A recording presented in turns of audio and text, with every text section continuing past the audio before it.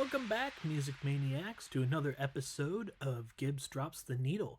Today I got some news for you involving Bad Bunny, Kanye West, Morgan Wallen, and Frankie Valli. Starting off with Bad Bunny, this article from Billboard.com said he kicked off his 10-date Madrid residency at a completely sold-out Riyadh Air Metropolitano on May 30th with a journey through Dubai, Tarar, Photo, and some of the biggest hits in his catalog, and I apologize up front if I mispronounce anything.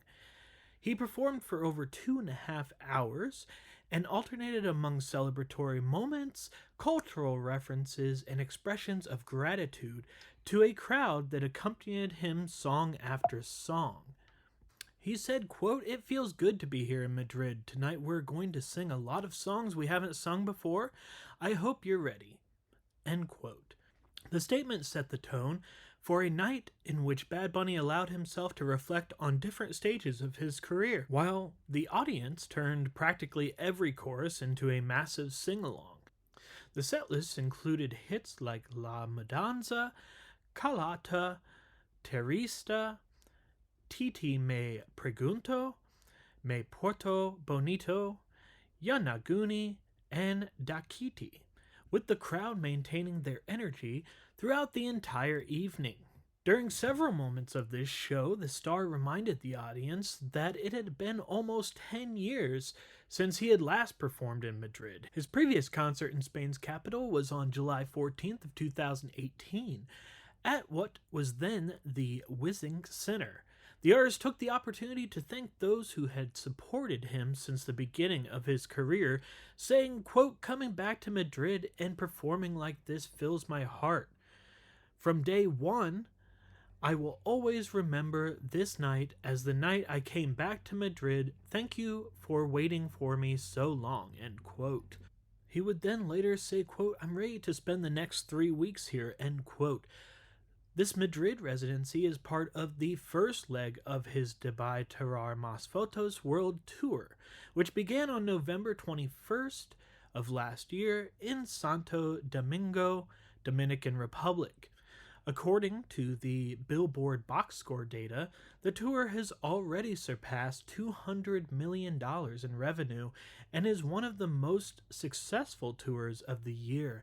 I can only imagine how fulfilling it must be for him to stand up in front of crowds that speak Spanish and perform, and I'm sure that they really do appreciate his music a little more than maybe an American tour would. Not saying that he's not popular in America, he's very popular around the whole world, but I can only imagine for him being in front of a Spanish-speaking audience and having them able to recite the song lyrics back to him is just a really gratifying feeling. Speaking of concerts outside of the US, Kanye West reportedly drew a crowd of 118,000 to Istanbul's Ataturk Olympic Stadium on Saturday, May 30th, with the rapper claiming that it was the largest stadium performance in history. He said, quote, "I just want to tell you all, we just broke the record, 118,000 largest stadium performance of all time," end quote. The show, which began at 9 p.m. local time and evolved into an all-night festival-styled event featuring DJ sets, laser and light shows, pre- and after-party gatherings, and performances by Turkish artists including Yenir Sevik, Mavi, Sena Senir, Para, and Motive, drew fans from across Turkey and abroad, with attendees traveling from Russia, Kazakhstan, the UK, Germany, and the US and Poland. Organizers opened the stadium gates around 3 p.m. to manage the anticipated influx, with crowds quickly filling metro platforms and corridors across the city as showtime neared. Travis Scott would also join West on the stage during this show. This Istanbul date would mark the opening night of West's first European tour in 11 years, and it came after a summer of closures across the continent. In April, the UK government would deny West entry, ruling his presence, quote, "would not be conducive to the public good," end quote. leading to the cancellation of his Wireless Festival headline slot, which had already lost major sponsors including PepsiCo and Diageo. A Marseille show was postponed after French officials attempted to block it, and concerts in Poland and Switzerland were also cancelled.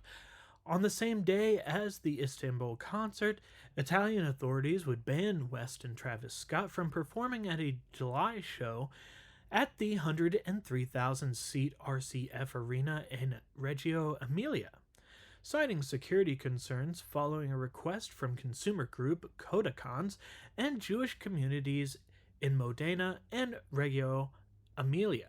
West's commercial run ahead of the tour has been significant. His latest studio album, Bully, debuted at number 1 on the top R&B hip-hop albums chart upon its release earlier this year. His catalog includes 24 Grammy Awards and 10 Billboard 200 number 1 albums, making him one of the most decorated artists in chart history. This is all from Billboard.com. Moving on to an article from NME, Morgan Wallen ran into some technical difficulties during a Denver stop on his Still the Problem tour, as it seems that he is still the problem. On Friday night, May 29th, the country singer was drawing to the end of his show at Empower Field at Mile High Stadium and had kicked off the encore with Sand in My Boots, a fan favorite sing-along piano ballad. However, it appeared that Wallen actually couldn't hear the instrument as he played. In fan shot footage, he can be seen abruptly standing up mid-performance, opting to finish the song a cappella before heading back to the piano, which he then pushed over. He then wrapped up the show with Last Night and Whiskey Glasses. Many have compared this moment to a moment from Billy Joel flipping over his keyboard in frustration at an infamous Moscow concert in 1987. Wallen recently admitted that he hadn't visited a bar in over a year since he was arrested for throwing a chair off a rooftop bar, for which he was charged with 3 counts of reckless endangerment and 1 count of disorderly conduct. Per an arrest report on the situation, the chair landed just a few feet from police officers who happened to be standing in front of the Chief's Bar on Broadway, Nashville.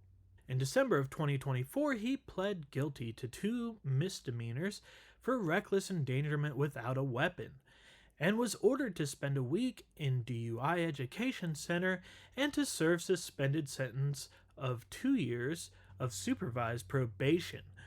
Wallen subsequently apologized, writing, quote, "I'm not proud of my behavior and I accept full responsibility," end quote. A year later, Wallen revealed that he hasn't visited a bar since, saying, quote, "It's definitely the best thing for me. You know, I ain't been in a bar since the last time I was in a bar that everyone knows about. The most public time I was in a bar, that's the last time I was in a bar," end quote. The star later attracted controversy for abruptly walking off the Saturday Night Live set after the singer was shown taking his leave off camera after only greeting guest host Mikey Madison goodbye. Shortly after, Wallen, who is based in Nashville, Tennessee, posted a much-memed Instagram story with a picture of his private jet and a caption that read, quote, "Get me to God's country," end quote. The SNL walk-off marked the latest in a long list of controversies for the singer, including a 2021 footage of him using a racial slur that surfaced online, causing him to be dropped by a number of radio stations as well as his record label Big Loud. Despite this, sales for his album Dangerous surged, which is honestly kind of sad that someone can use a racial slur and then their sales all of a sudden go up. That isn't speaking well of his fans, honestly. Sorry if you're a Morgan Wallen fan. Wallen maintained the number 1 spot on the Billboard 200 albums chart for a record-breaking 10 weeks. Wallen said he was embarrassed and sorry by his actions and asked fans not to defend him. Finally, today I talk about an article that I found on NME, where Frankie Valli canceled the remaining 2026 tour dates to, quote, focus on my health, end quote. The Four Seasons legend just turned 92. He made the announcement on Friday, May 29th, saying, quote, I'm so sorry to disappoint the folks who have purchased tickets to my shows, but I have decided to take the rest of the year off from touring to focus on my health, end quote. He wrote, though he did not provide any further details on the health concerns themselves, saying, quote, I'm looking forward to getting healthy and seeing you all again soon. He added, quote, thank you for all your good wishes, end quote. Frankie Valli was continuing his farewell tour called the Last Encores Tour, which began in 2023 until November of last year. His break from performing comes 2 years after he issued a statement addressing concerns over his health and well-being, sparked by footage that appeared to show him lip-syncing while displaying difficulty keeping up with the music.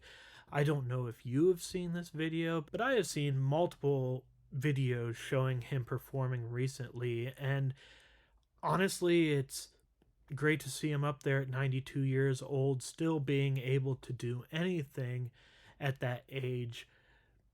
Even taking on a long farewell tour at 92 years old can't be that easy.